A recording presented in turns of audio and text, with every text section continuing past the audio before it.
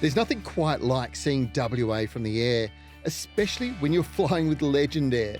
We've just taken off from Dongara. We're headed north to Geraldton, soaring above one of the most spectacular stretches of coastline in all of Australia. Being at the height that you fly at, it's all visually sort of spectacular and attainable to take it in. It's a different way of seeing the state, isn't it? It's absolutely, yes. And even if it's cloudy, you get a different shade of blue. And when it's sunny, you get the turquoise and the beautiful white sand. So every day is special.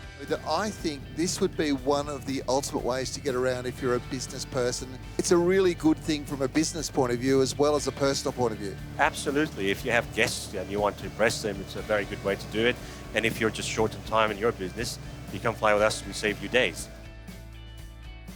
Geraldton's always been known for its rich history, access to the Abrolhos Islands and the stunning wildflowers that surround it. But in recent years, it's carved out a whole new identity as one of bold flavours and small batch brilliance.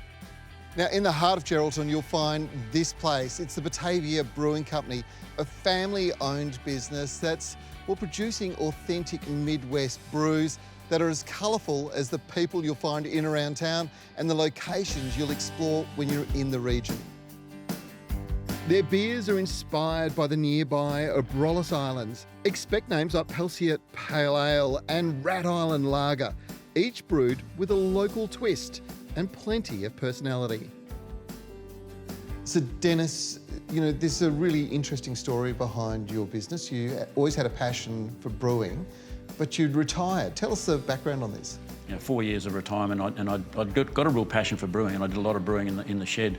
My son and his friends thought that the brews that I'm making were really, really good. And then my granddaughter convinced me that it was a good idea to go and start a microbrewery in Geraldton because there wasn't one here. So you filled a gap in the market.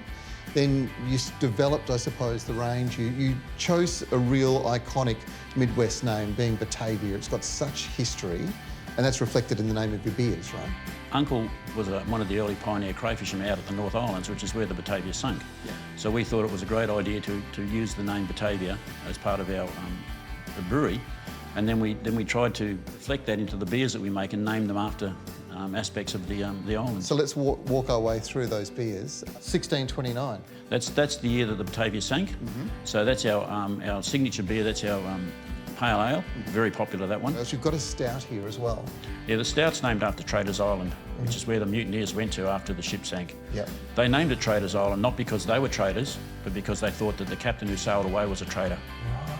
So it's got a dark history to that island, so we made the dark beer. Any kind of sort of manufacturing process of anything, whether it be food or things, there's always waste.